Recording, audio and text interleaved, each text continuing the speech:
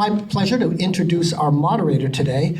Lisa Madden is President and CEO of Riverbend Community Mental Health, which is a 350-employee mental and behavioral health organization serving New Hampshire's capital region. Lisa works with Riverbend's board of directors, clinical and executive staff to advance Riverbend's mission in providing whole-life mental health services to more than 8,000 clients per year. Lisa collaborates with stakeholders and partners in state government, substance abuse centers, community behavioral health, law enforcement, and corrections to elevate awareness around mental health, secure funding and resources, and find solutions to common issues. Lisa has 38 years of clinical executive experience. Prior positions include Associate Vice President of Behavioral Health in Southern New Hampshire Health and Chief Operating Officer for Center for Life Management in Derry, New Hampshire. So please welcome Lisa Madden.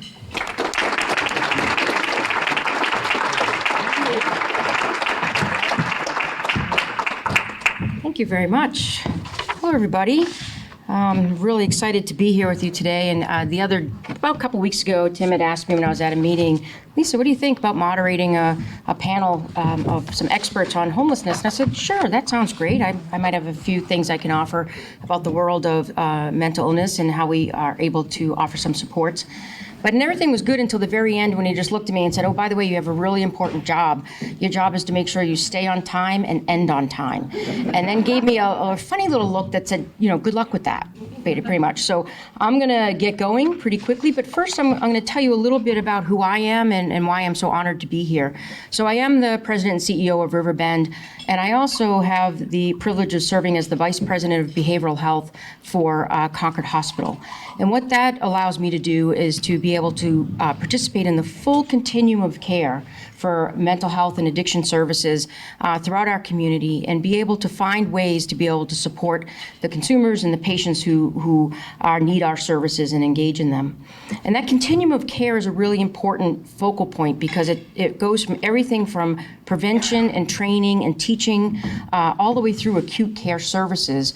And we will hear from our esteemed colleagues today that a lot of those folks are dealing with being unhoused or have chronic homelessness issues, and we want to be able to be supportive of that.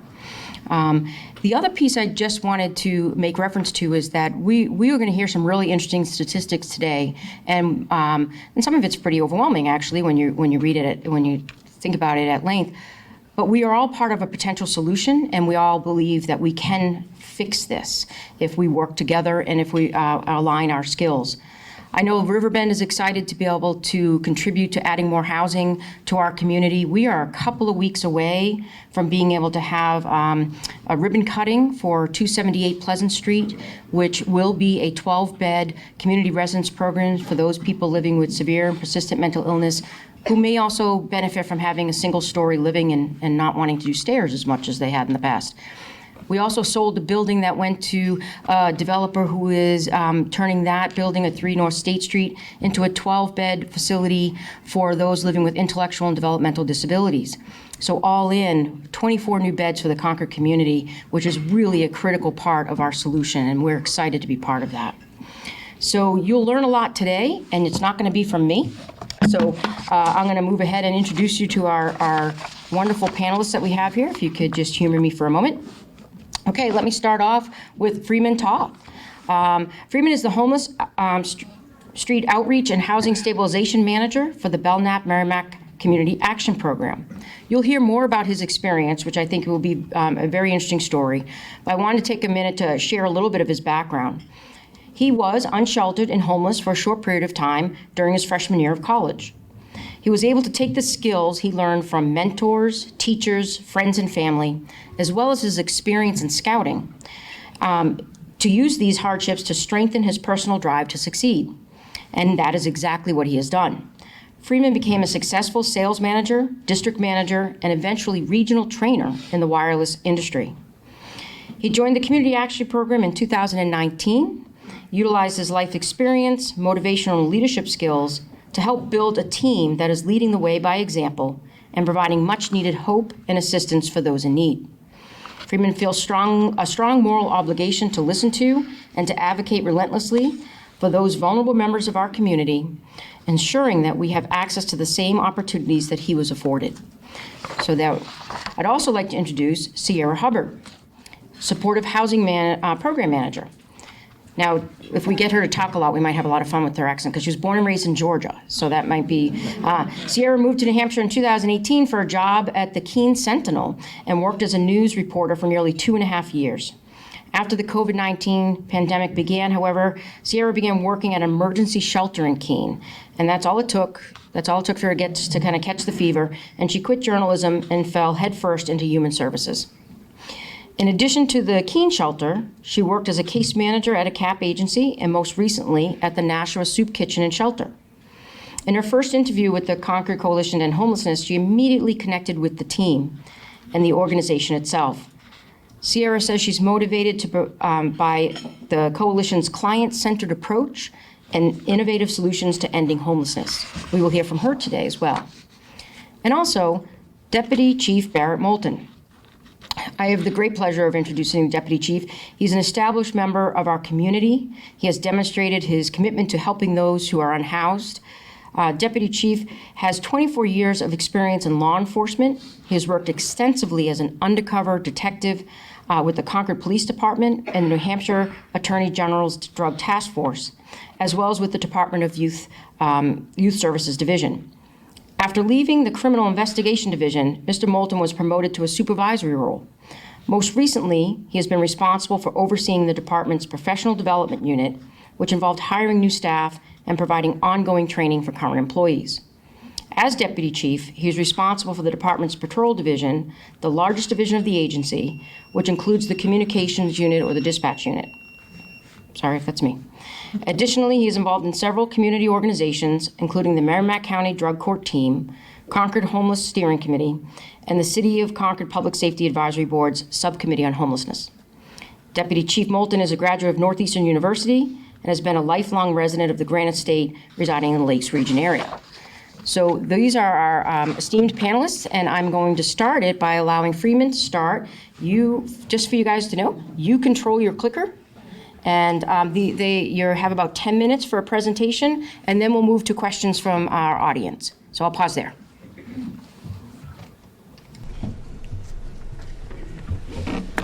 All right, hello everybody. My name is Freeman Toth. I'm with the Belknap Merrimack Community Action Program, and I manage the Street Outreach and Housing Stabilization Department. I may go a little off script here and there. We can skip right past the bio here. So the Community Action Program was formed in 1964 when Lyndon B. Johnson declared a war on poverty under the under the what act? I can't remember, to tell you the truth. Under provisions of the Equal Opportunity Act. And really what that meant is he declared a war on poverty. Community action agencies were formed all over the nation at that time to fight poverty in the form that it looked like in their neighborhoods. So what you'll notice is that in our state of New Hampshire, we have 5 community action organizations, and they all have different programs and services. And that's designed by nature to meet the needs individually of each community. We have over 70 programs designed to fight poverty. We assist children and families and single parents, elderly individuals, with just basic needs so that they can survive and thrive. We collaborate with a lot of local organizations, municipalities, to get the job done. If you want to learn more about all our services, you can check out capbm.org. So who do we partner with to combat the symptoms of poverty? How do we serve our unsheltered neighbors? We partner with property owners. We partner with New Hampshire Housing and Finance Authority, the local housing authorities, community mental health centers. We have regular communication with state and local law enforcement. Barrett and I work really closely together, as well as his police social worker, Nicole Petrin. And all these partnerships are just paramount to making sure that we can deliver the services to our most vulnerable community members. We serve the community by utilizing things like the Coordinated Entry System, which is a HUD-mandated federal system that essentially triages people and connects them with the right resource so that they get what they need. It's a vulnerability matrix that determines, frankly, who is most likely to die without housing. So think about that. We connect people with rapid rehousing programs, permanent supportive housing programs, and other institutions, so again, they can get their basic needs met. Everything gets better if you have a place to hang your hat and lay your head. We provide life-saving outdoor safety supplies. And last but not least, by creating a strong partnership with local business owners like you, frankly, because, influencing the tide of public opinion and listening to not only what our unsheltered neighbors are going through, but what all of the community is going through as poverty kind of rears its ugly head and impacts us.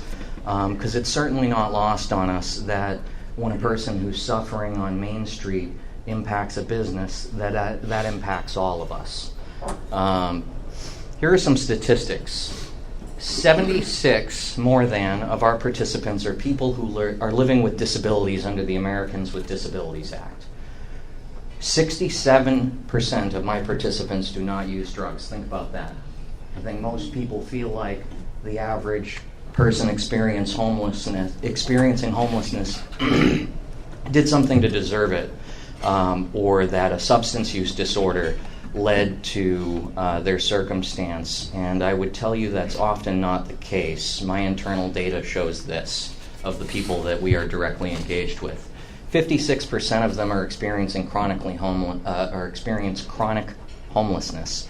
And what that means is that they meet a certain federal definition, which means they've either experienced several instances in a 3-year period or have experienced over 12 months of homelessness in a 3-year period. 47% of them are diagnosed with a mental health disorder. 27% are ages 18 to 34, 26% ages 35 to 44, 6.6% are part of our aging community members. I don't like elderly. My dad's 75. There's nothing elderly about him. And a number that's not here, I didn't have time to throw in, is the largest growth segment of homelessness, not just in our Granite State, but across the nation, of people not only experiencing homelessness for the first time, but also the largest growth segment overall is 55 plus. People that have never experienced these hardships before and are not socially, emotionally equipped to deal with this level of poverty. Here's some more information about housing in our good state. According to the data from the report at New Hampshire Housing, I threw some fast facts up here. The average monthly rate right now for a 2-bedroom unit is $1,833. 112% increase in utility costs for Eversource and 6.2% for Liberty. $73,000 a year is the number that you need to earn to have a 2-bedroom apartment in our state and still be able to eat. 0.09% statewide vacancy rate. That's atrocious. According to HUD, a healthy vacancy rate is 5% at a minimum. 0.04% is the vacancy rate in Merrimack County, which is definitely reflective of Concord, because I know when I start talking about numbers, people say, but what about Concord? It's worse in Concord, actually. 5% is a balanced rental market vacancy rate, and we're just not there. 36% of the statewide median gross rent, including utilities for a 2-bedroom apartment unit, has increased 36% in the last 5 years. 36%. The COLA adjustment is only 2.5% at best. So if you are living on a Social Security check, your nan, your disabled brother, your mom, they get 2.5% increase, and we're hitting them with a 36% increase in costs. That means a Social Security check is a sentence to homelessness. I have 70 and 80-year-old people living in their cars. Concord, New Hampshire, because what about Concord, I always hear. 1,921 is the median monthly rental cost, and I kind of double-checked that across Zillow in the area and Zumper just to make sure I wasn't straying out of the lane. $76,840 income needed to afford the rent, so significantly higher than the state average. $56,814, that's the estimated median renter household income in Merrimack County. That's quite the shortage from $76,840. Again, a sentence to homelessness for a working family or the working poor. 14, 20, 35, the affordable gross rent based on income. That's what would be considered affordable, and we're at 1921. 10% of the two-bedroom units in our entire state are at or below that affordable rent mark. So what do? I like to leave most of this open to Q&A so I can answer questions. I'll defer to our organizer and moderator here as to when that's appropriate. But take a look at the last slide. What we're doing out there in the encampments, what we're doing out there on the sidewalks, and in housing people, because we do a lot of home visits. We have a mobile food pantry van that is almost entirely donation funded. We're going to people and preventing them from experiencing homelessness. We're seeing around the bend and getting ahead of it. Give you an idea, we did $339,000 in rental assistance from January 1 through August 28th. My team is a team of 6 people. We are now completely out of money for back rent and security deposits. So there's definitely a need there. And it's not because people are making poor choices, it's because the costs are going up and the opportunities are going down. So take a look at the slide there. If you'd like to learn more, you can visit our Facebook page. It's @Cap Street Outreach. You can find us, or you can scan this QR code. It'll take you to our Amazon wish list. They're curated items to help keep people safe, to keep them from experiencing things like frostbite or exposure to heat. Keeps people out of emergency rooms and ambulances, and really mitigates those uncompensated care costs that impact all of us taxpayers. Thank you for listening to me today, and I look forward to answering your questions. If anybody wants to reach out to me, feel free just to approach me after the meeting. I'd be pleased to give you my email address, and more than pleased to speak with you. Thank you, Freeman. That's wonderful. Appreciate it. And we will be opening up for questions after everyone has the opportunity to share their information. So, Sieera, it's all yours. Hello. Can you hear me? Yes? Okay. Thank you, Freeman. So, again, my name is Sieera Hubbard. I'm the Supportive Housing Program Manager at Concord Coalition to End Homelessness. I have been at CCH for almost 2 years now, and in that time we've had a ton of transition and a lot of growth, and it's very exciting. I feel like we've been in a transitional period the entire time I've been there, and we're still going, but we're moving in a really great direction. So our mission, we keep it pretty simple, is to end homelessness in our community, and we operate everything on the very genuine belief that that is possible. That if we are all collaborating and working together, that we absolutely can end homelessness in Concord and ultimately the greater Concord area. Again, we do this through our services and programs, collaborating with other folks in the community, as well as education and advocacy. So to Freeman's point about outreach, we, where we're at now, do not have a person who is dedicated to that full time. And so what we are doing is we collaborate with Freeman and the folks over at CAP because we recognize the importance of going out and ensuring that folks have basic supplies and needs, but also building that rapport and building those relationships. And so a lot of what we do is very dependent on those collaborations with other agencies in the community, and it's not just CAP, it's also folks who are working specifically with veterans, so Harbor Care's SSVF, I'm looking Easter Seals, folks who are out there doing that, as well as the VA, but also Nicole Petrin, folks with the police department, so a lot of those collaborations to make sure that we are reaching those folks who are unsheltered and possibly too distant to come into our resource center. So we do operate our resource center on weekday mornings. That's 9 to 11:30. That is a place where folks can come in and take a shower, they can do their laundry. Folks are allowed to get mail in our resource center, which is huge for people, because if you're unhoused and don't have an address, it's hard to do pretty much anything. We also have case management staff who work with folks, and so that's assisting them with housing applications, obtaining benefits, so things like food stamps or Medicaid, so they have insurance to take care of their medical needs. We also, again, in part of those collaborations that we have other providers who come in and set up a table to chat with our folks when they're in. We have medical residents from Concord Hospital who come by, and they can help kind of check in with folks who have medical needs and maybe either can't get out to a clinic or for whatever reason are uncomfortable with that.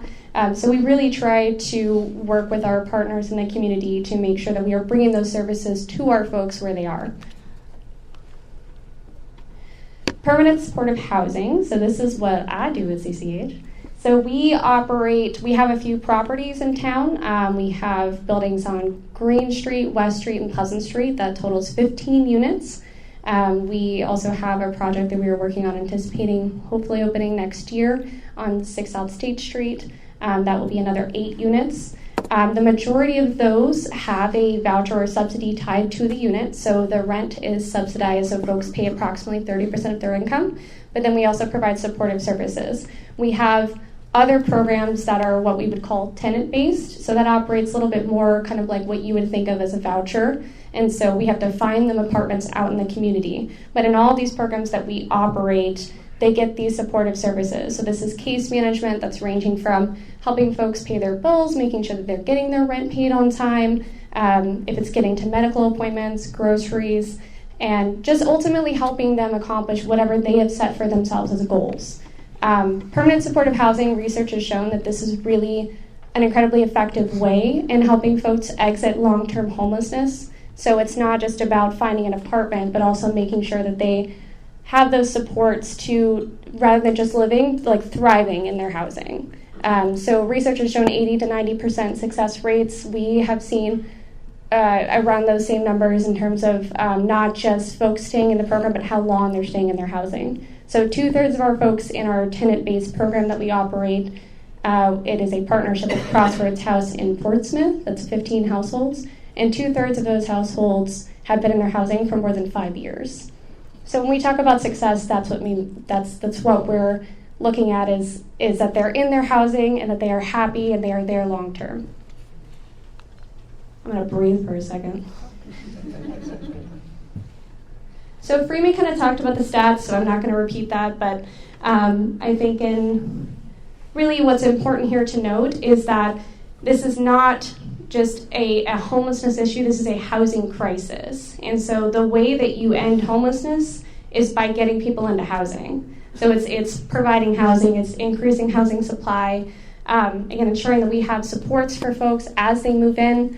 That can be a really hard transition for somebody if they have been experiencing long-term homelessness to suddenly have their own space. Maybe they've never done that before. Maybe it's been 3 years or 10 years. So really the solution and the way that we end it is by getting people into housing. And we operate our programs using a housing first model, which means that rather than kind of the traditional treatment first model of you need to be sober to access housing, or you need to be complying with medication, or any other kind of treatment, this says that no, actually you get into your housing and then you are provided with robust supportive services to then take care of those other things that you have deemed as a priority for yourself. That does require that we have those supportive services, and again, that we are working together with our partners in the community to be able to provide that for folks. So different ways that you can help us accomplish this goal, and again, that we can all work together to end homelessness in our community. There are plenty of volunteer opportunities between our resource center. We operate an emergency winter shelter, so that opens usually first week of December and goes for about 4 months or so. So that is a low barrier model, so that's, again, there's no sobriety requirements to get in, as long as you're not a danger to yourself or anybody else, and you come in and you go to sleep, you're good. And so there's plenty of volunteer opportunities between the resource center, the shelter, also our special events throughout the year. we have sponsorships, and so there are opportunities for annual sponsorships or per event. We also have businesses and community partners who sponsor our resource center, so they make contributions that help us make sure that we have supplies for folks when they come in the mornings, whether that be coffee or whatever it is that we have out for folks. We also have a welcome basket program. So this again ties into making sure that folks are supported as they move into their housing. So this is kind of like a starter kit for folks. So it's got all the basic needs that you kind of don't think about, and so you move into your apartment and you're like, oh yeah, I need paper towels, or oh yeah, I need a bath mat or a little trash can. And so we have these starter kits for folks that it's a very kind of looking at it through a housing lens. So making sure that they have those things to help them build habits to take care of their space and keep it clean and keep it comfortable. So that's another program that we have. And then we have the Adopt a Home program that we utilized at Pleasant Street. So we had businesses in the community who sponsored a unit, an apartment for somebody, and fully furnished it, make sure that it had dishes and curtains and furniture and everything that it needed. So plenty of opportunities for those. And then of course donations. So sometimes that is cash donations, sometimes it's in kind. If you're a business who has a service that could be helpful for folks that we're working with, any of that is greatly appreciated in what we're doing, and all of it helps us again accomplish this goal of ending homelessness in Concord, which I feel like I've said it a bunch, but I'm gonna keep saying it, is totally possible. Like, we can absolutely do it. It takes all of us to get there. Oh, that's all I got.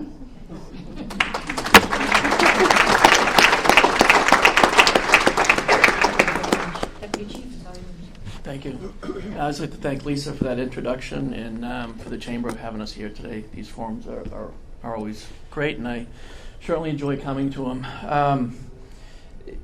It's very interesting with the talk about homelessness and the police department's role in it. We oftentimes, with the general public, they come to us. It seems to be the first one. What's the police department doing with homelessness? Why are there people here? Why are they still there? Why are they setting a tent or camp up on my property? So we deal with this a lot. And I think I wanted to hit this kind of today in just a couple points to address, but I kind of wanted to get out just what's the function, what's the role of the Concord Police Department in addressing homelessness. For us, we're a law enforcement agency, and we respond primarily to emergencies.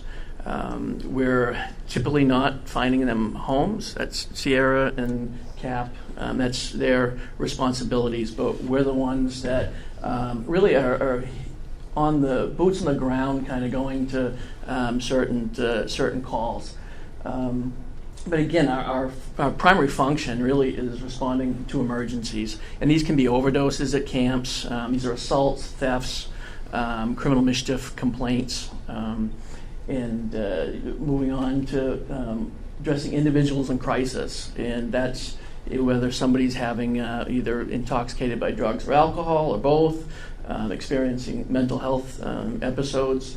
Our officers are responding to those, as well as one of our bigger ones that we really try to, it's a bigger priority for us, is checking on individuals that they're the ones that really kind of can be taken advantage of, that are out there, the vulnerable campers or homeless individuals that we have out there. So our officers are out. Each officer has a sector they work, and we want them to know the people in their areas, know who they are. So oftentimes our officers know where the camps are, and they'll go out and they'll check on these individuals. But this vulnerable people are really ones we try to make a point to go check on, and then then we kind of turn it around and we'll reach out to the coalition for those. I can give you a couple smaller examples of these, but we had a female that hadn't left the camp in probably weeks, and just completely filthy, dirty. and currently using heavily. I reached out, I think she's here, probably Connor here somewhere maybe, but reached out to her. She went out to the camp, was able to bring this female back, get her a shower, get her some food. But those are the types of things that we have our officers look for, and to really kind of pass that on to the other agencies that are out there, and really kind of directing the people out there to the proper services. And this is something that we realized that we were struggling with in the last few years, because when you think about it, our officers are going to a call, typically out there, and once they leave, they're done, and we're handling the emergency part of it. Once that issue is gone, the officers leave, but the problem persists still. So in 2024, we decided to look at putting on a police social worker. I know Nicole's over here, and that was Nicole Petron's our new social worker for the department, and it's really been extremely helpful for our officers out on the street. Now, when officers get calls that they're just not leaving, and they're back the next day, or even sometimes the same day. So what we were really missing was what we kind of call these wraparound services with the agency. So now officers, when they go to these calls, they can let Nicole know about certain incidents, and she can follow up with directing those specific individuals with the services that they need, whether it's going into welfare, city welfare, or with the coalition, and get them into the system. Because there's a lot of people that they come to Concord and they're not receiving any assistance either from the coalition. So we try to work to get them involved in the proper services. That's not the sole function that this this position does. We deal with many other aspects that we have Nicole do, whether it's dealing with elderly abuse. We have elders that need assistance. I think Nicole has somebody that calls her every day. They just wanted somebody to talk to. So we have those different avenues that she's involved with, but it's really been a big help. I really haven't heard anything negative on it at all. So it's something that we're looking to expand upon. We'll be bringing in a second social worker position shortly, and with that we're able to get internships from people looking to get their degrees. So it's definitely been a huge help with us along that aspect of it. And I certainly want to leave some time for questions, as I'm sure there'll be a lot. But kind of the point I guess I'm trying to make is that the police department really we're going into these camps or dealing with people that are experiencing homelessness, and they're going and they're leaving. It's just we're not in there, and we're not the police department is certainly not solving homelessness. We're going in there and we're assisting these other agencies. One of the bigger pieces, and I'm probably going to switch to those now, that comes up is encampments. Hopefully, if I can get this right.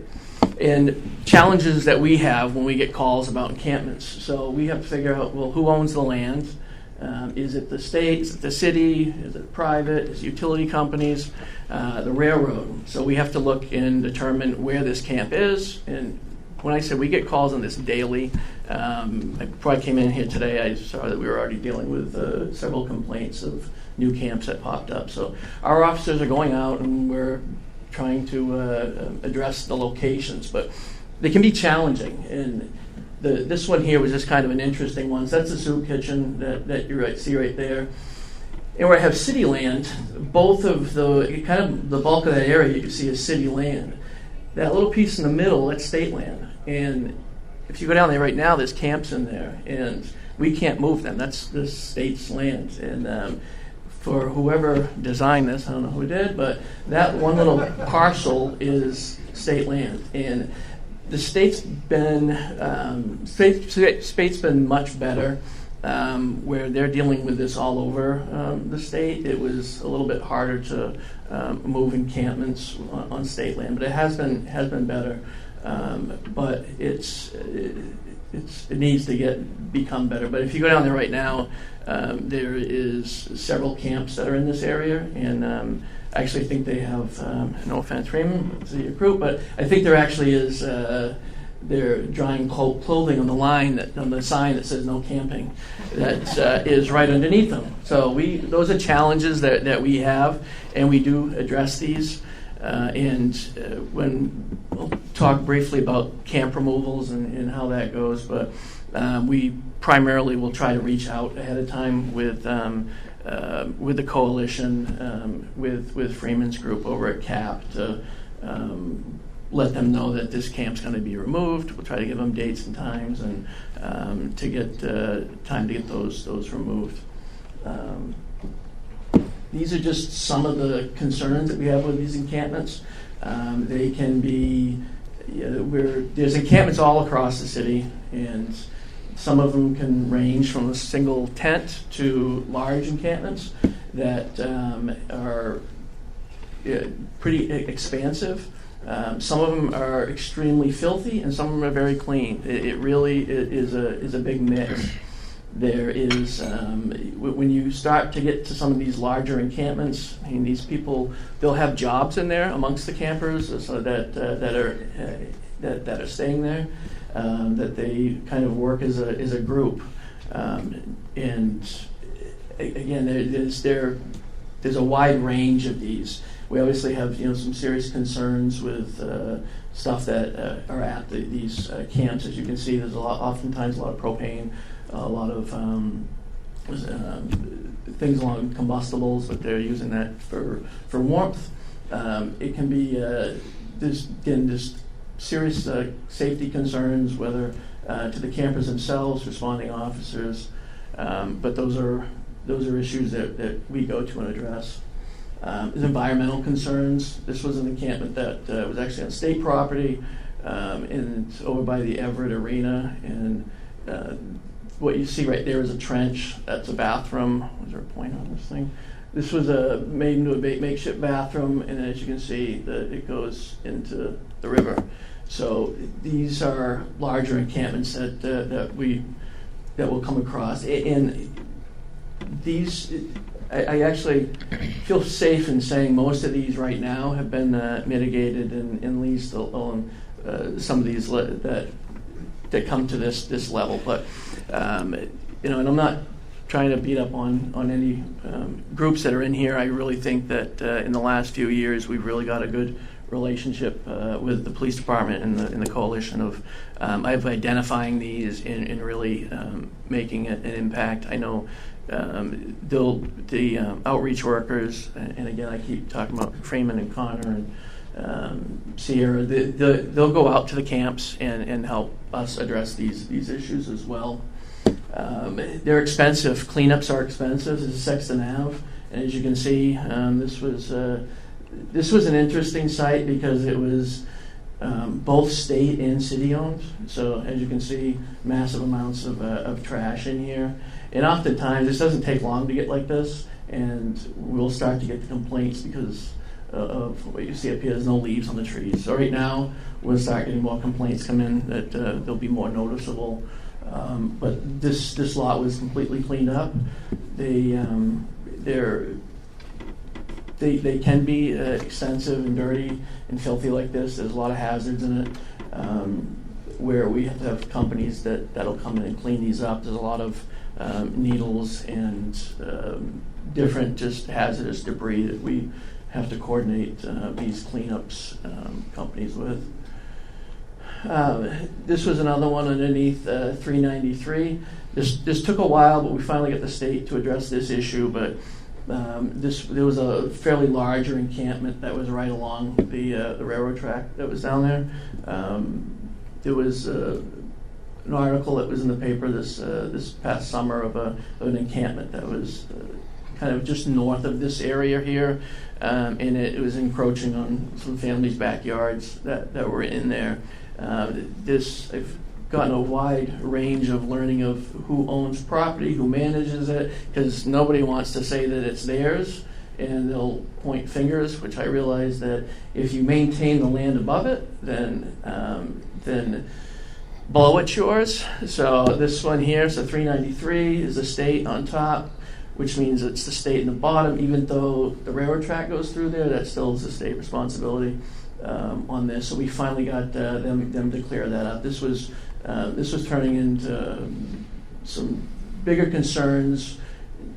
Not to mention that it's still an active track, but there was some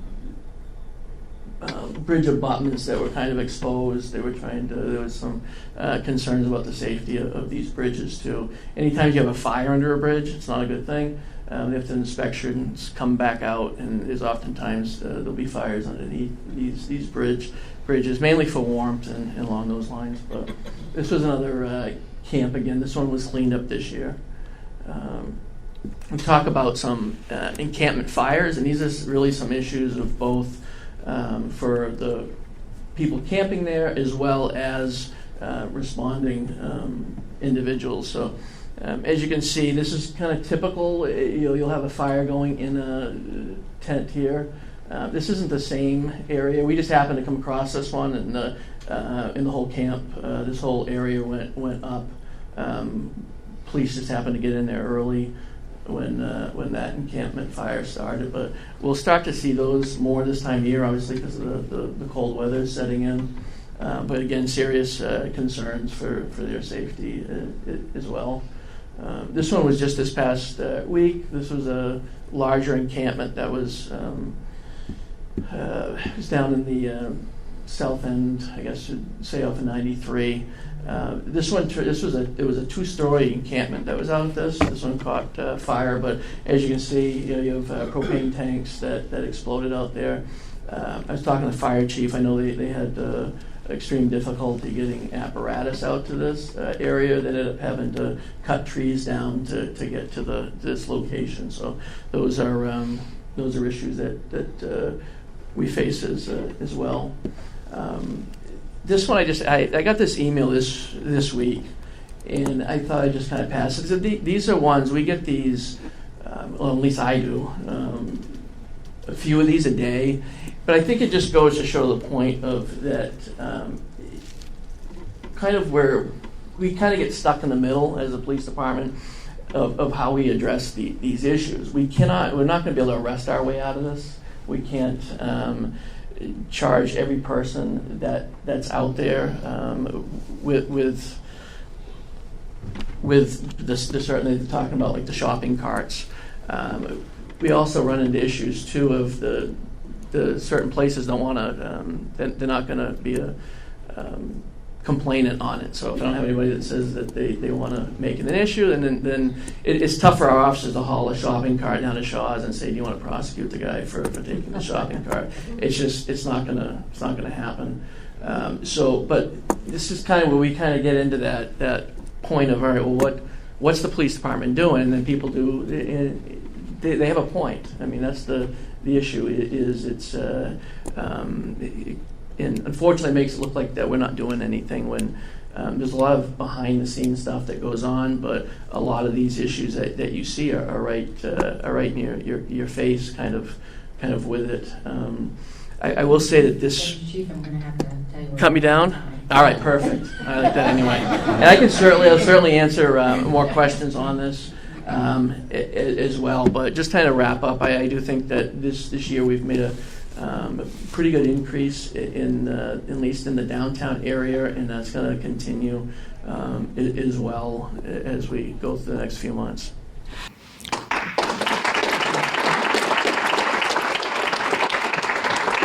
Thank you very much, everyone.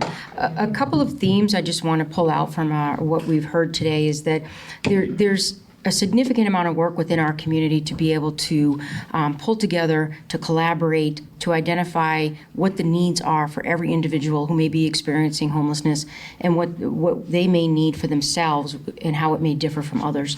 So that's a real positive sign.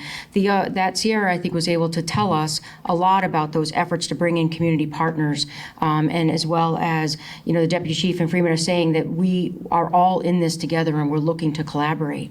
Something I want for you to sit with a little bit is when Freeman spoke about the percentage of people who do not use drugs who are experiencing homelessness, okay? So in his experience, it's 67.3%. That also doesn't negate the fact that many people are using substances and we need to be able to offer them supports and services. But we deal with a lot of stigma relative to homelessness, and that everyone, there's the assumption of criminal behavior and there's the assumption of substance use. And I just want to challenge that a little bit to know that that's not necessarily the case. In fact, I just came across an article from the National Alliance to End Homelessness, and chronic homelessness, which is defined as long-term or repeated instances of homelessness while simultaneously living with a disability, from 2016 has increased 79%. Okay, so that the people who are chronically homeless account for 2/3 of all the homeless situations that we're dealing with. And I think some points that were made here are critical. Look at the change in the cost of rent and how that targets the older population who may not have the same incoming resource. So we're creating that problem and exacerbating that problem by not being able to support our older adults in the way in which they need. The one other thing I'd like to say before we get to our questions is that there's a critical component of advocacy in this work. And I'm pleased to see that our colleagues from from NAMI are here, that they do a lot of work at the State House to be able to support legislation and resources for people living unhoused.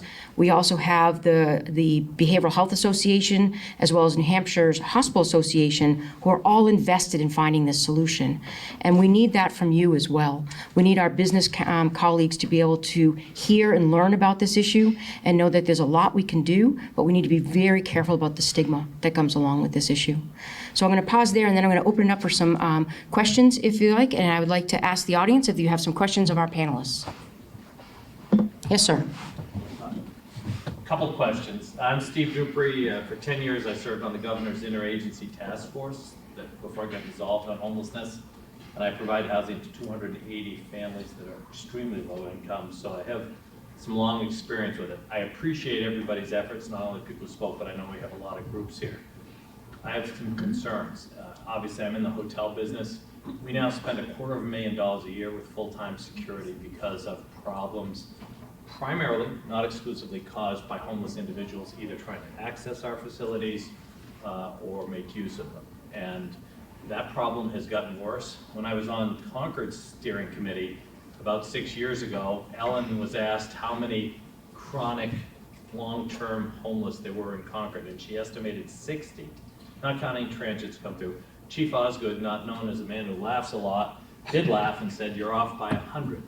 So I'd like to hear from the group, how many people do we think who are homeless, whether long-term homeless now in the Concord area or transient, number one. Number two, do you have any data yet on whether we're seeing an increase anecdotally? It feels like it, that with Manchester passing an ordinance to prohibit camping in the downtown, that there seems to be an increase in the influx. I'd like your insight on that. Third question, because I only get one bite of the apple, but I'll give you a lot of questions. Third bite of the apple is, my understanding is that the city policy is that there are adequate beds in an emergency situation so that the police automatically move people off city land versus state land, where we know we have to wait for the state to act, and with private owners we've got to come fill out a request and do that. So I'd like to know if that factors too. And then fourth. Oh no, you're really pushing it. You're pushing it. Last one. All these agencies are doing great work, but nobody's quarterbacking it. I'm an old sports player. I used to not be a quarterback, and of course somebody has to be in charge.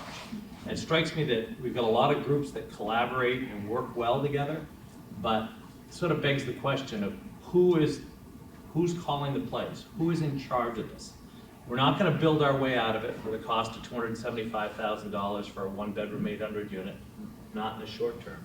So who's in charge? Is it the city's responsibility? Is it the police departments? Is it in the coalitions? Is it CAPS? I know we work cooperatively and you're doing a great job.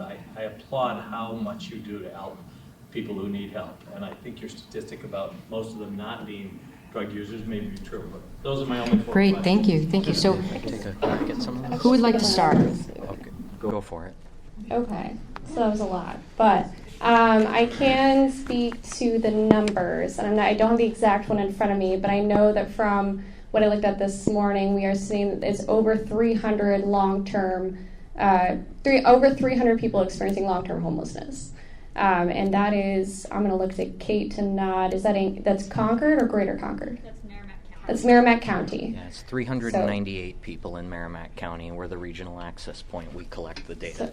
Yes, so, and I was going to say, just to the question about as far as like quarterbacking, I think there are, on a lot of things, CAP is the regional access point. That's their terminology that we use in terms of things that flow through the Bureau of Homeless Support? Homeless Services. Thank you. Bureau of Homeless Services. And so there are a lot of things that do kind of initiate at CAP, and so they kind of end up like point on a lot of things. But there are, and again, to what you did say, that there are a lot of different kinds of efforts happening too on the collaboration front. So CCH runs a monthly homeless service provider network meeting, and so that's once a month. We, all these different providers from, Friends Program and Family Promise, from McKenna House, from Riverbend, like all these different services come together once a month, and that's a lot of. We're doing a lot of work on ensuring that we are doing good information sharing so that we all know the resources that we're providing to folks. So I think that there are certain things that CCH leads on. There are a lot of things that CAP leads on. I don't know that we have like one quarterback, but yeah, that's what I was going to say to those. Your reference. Sure. I largely agree with what Sieera was saying. The three of us work pretty darn closely together, and one of our colleagues, Connor, who you've heard the name a lot, isn't here. She's going to be moving on to the Department of Military and Veterans Affairs Services, there's no. If there were a quarterback, in my estimation, it's a blend of the city and the state, because they own the land and they have the clout, and they are the policymakers and decision makers, and have the ability to earmark or not the spaces for people to lawfully exist. A lot of the things that you saw on Barrett's slides are a result of people not having a lawful place to exist and for social workers to perform social work. We spend a lot of time playing whack-a-mole with human beings. If you clear an encampment like they did on June 21st behind the Holiday Inn, less than 30 days later, more than 75% of the people at that encampment, because I was there cleaning up the trash, actually notifying people that there were writs, so that because I had a good relationship with them, so that law enforcement could unfortunately bring them to the county correctional facility for charges. So we work very closely together, but not CAP nor CCH can be the quarterback because we're not the ones with the power to make those decisions. We're a supportive role. CAP is a completely nonpartisan issue. This isn't about politics for us. This is about poverty for us. Homelessness is a symptom of poverty. You don't have trash in the woods if people have a place to do that. You don't have people leaving stool samples on doorsteps in front of businesses if there are porta-johns in the public for people to perform those basic bathroom needs. People don't have sex in public if they have a place to do that privately. These are all basic human needs, and we're exacerbating the circumstances by not allowing a person a lawful place to exist, and that's really the key. And we put our good friends like Barrett and his men and women who perform law enforcement in a really precarious position where they're getting lambasted for, to his point, not being able to arrest it. And I just want to pat the guy on the back for using people experiencing homelessness rather than saying homeless people. Because as someone who lived it, there's no good excuse for a homeless college student in a state as rich as New Hampshire. I went to boarding schools, I'm severely dyslexic, I overcame a lot, and I still wound up living in barns and dragging a mattress in on trash day.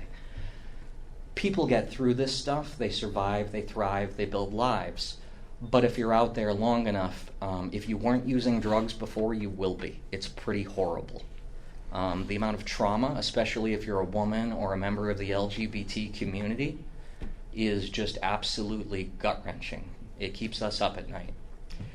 So all I would really say, Steve, because I have a lot of respect for you as a business person, I came from the corporate world. That was my area of experience. I was a regional trainer for Verizon for 19 years, straight out of college. It's what I decided to pursue. It's hard when you've got somebody interfering with your business, but it's harder for that person. It impacts us all financially. And as a taxpayer since 2003 in the city of Manchester, I will say they do not have to. They've changed their ordinance. Mayor Rouet pushed forward a decision that allowed for them to ticket people for being in public spaces, even if there is adequate shelter. And we do not have adequate shelter. People do not turn me down on housing. Most of the time, if they're not going to a shelter, it's because it's full or they're not allowed there. We have one shelter in the entire state that will allow someone who's on the registered offender list. Now, I know that's a tough population to cultivate sympathy for. I'm related to one of them. But the fact of the matter is we do want to know where these community members are. They are our neighbors, for better or for worse, and while we may not have a lot of sympathy for a registered sex offender, I think it's all in our best interest to give them the tools they need to succeed and not reoffend. I look to you all as local business owners to push for low barrier and no barrier housing. Housing first doesn't mean housing only, it means the right type of housing and the right type of supports, like the ones really good case managers like Sieera and the people on my team provide. We are getting people out of the woods and on to success. To share a success story I shared with one of you earlier today, I had a gentleman who had PTSD who was referred to as a survivalist, and that turns my stomach a little bit. I'm a survivalist. I was a scout. I think making a bed out of a spruce tree is fun. He was surviving. He has PTSD. The only reason he ever turned down housing was because he said, "Hey, Free, I can't live with people above me, beside me, and behind me." And that was it. As soon as I found him a place that met his conditions, and we all have conditions for what our housing would look like, right? If you've bought a home, it had to have this many bathrooms, this many parking spaces, this much garden space. I'm gonna have to. Yep.